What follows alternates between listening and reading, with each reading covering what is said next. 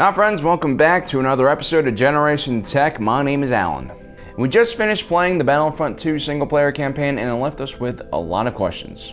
But before we continue, there are some spoilers in this video, so for those of you who haven't played the game or who aren't really interested in gaming but want to know about the story, we've done all the hard work for you and have done a series of videos, 10 videos to be exact, that covers the entire story mode for Battlefront 2, and yes, it is canon. So if you want to check that out, hit the top right corner right there on that little icon and you can see those videos.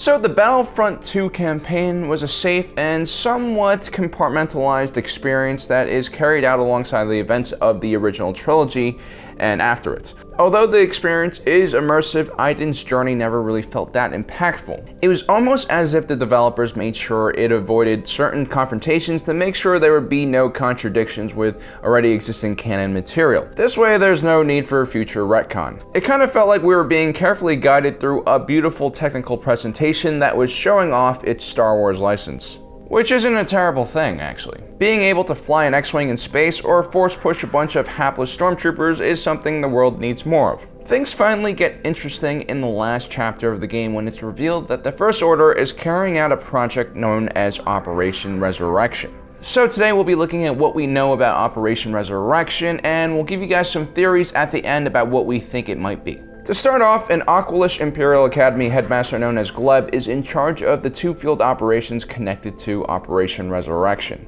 The two projects are located on the planets of Pilio and Athula. Both planets are in the Janata system, which contains the former Imperial world Vardos.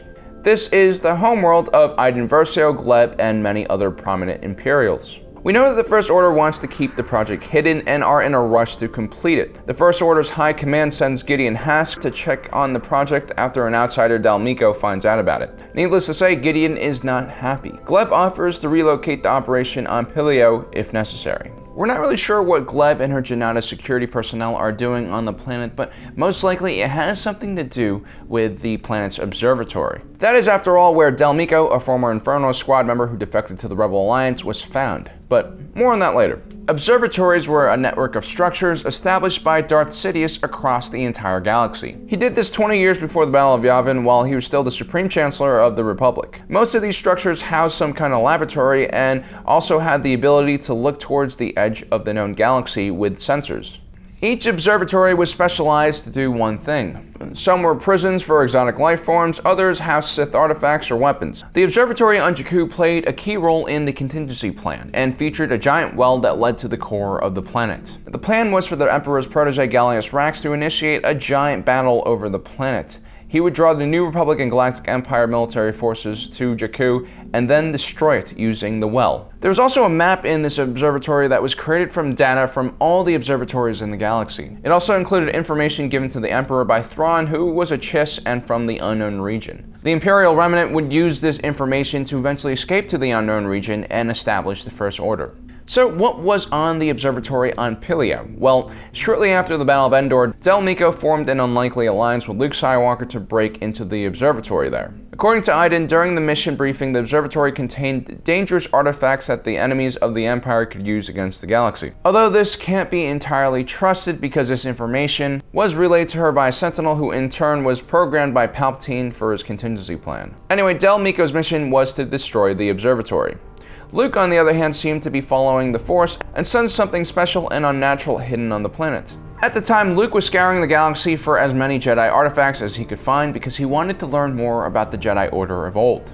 Once the two make it inside the observatory, we see a storage room full of large cases, artifacts, and a couple RA-7 protocol droids. The Force leads Luke to open a case where he finds a compass, which I'm guessing leads him to the first temple of the Jedi on Ahch-To. It also seems like Dalmiko doesn't destroy the observatory as asked because we see it again decades later pretty much unaltered, when he is captured there by Gleb's Janata security goons.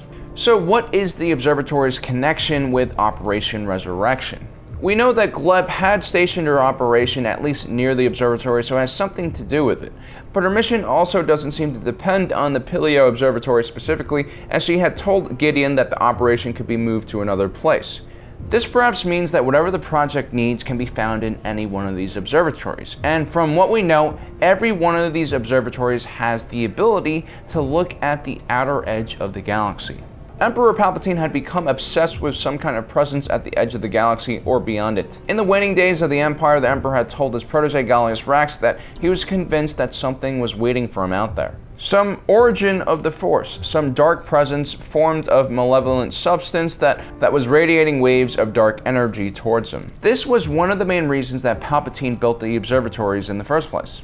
I initially thought that Operation Resurrection was about bringing Snoke back to life. But from what we can tell, this epilogue scene takes place only a few years before the events of The Force Awakens. Kylo Ren is obviously still hunting for Lor San Tekka, who has the star map to Luke. So this most likely means Snoke is already around. But perhaps Snoke is using the series of observatories to chase after this origin of the Force that Palpatine had felt and become obsessed with. It is possible that he is in a weakened physical state and requires some kind of power source to draw from to revitalize his body. Which honestly kind of sounds like Voldemort from Harry Potter. I don't really know how I feel about that. But as we all know, excessive use of the dark side can degenerate the body, and if Snoke has been injured or simply alive too long, he might need a boost to keep himself alive. The other possibility is that the scene takes place a lot earlier than what we originally thought. Snoke has still yet to be found and is imprisoned in one of the observatories, so in that case Operation Resurrection is all about finding him. Or perhaps Snoke is imprisoned somewhere on the edge of the galaxy and they must use the observatories to locate him. Another possibility is Operation Resurrection is all about reviving Palpatine. Perhaps there's an observatory that has clones of the late Emperor. In Legends, there was a similar storyline in which several clones of Palpatine were created. And lastly, maybe Operation Resurrection is a plan to revive the planet of Vardos. It was destroyed during Operation Cinder by weather satellites, so maybe Gleb is just trying to reclaim her homeworld. So guys, let me know what you think Operation Resurrection is in the comment section below. Don't forget to subscribe and hit that notification button. There will be a free DLC coming out in about a month from now, and it will focus more on what exactly Operation Resurrection is. You're not going to want to miss that. Well guys, thanks for joining us today. If you're watching this, you are Generation Tech.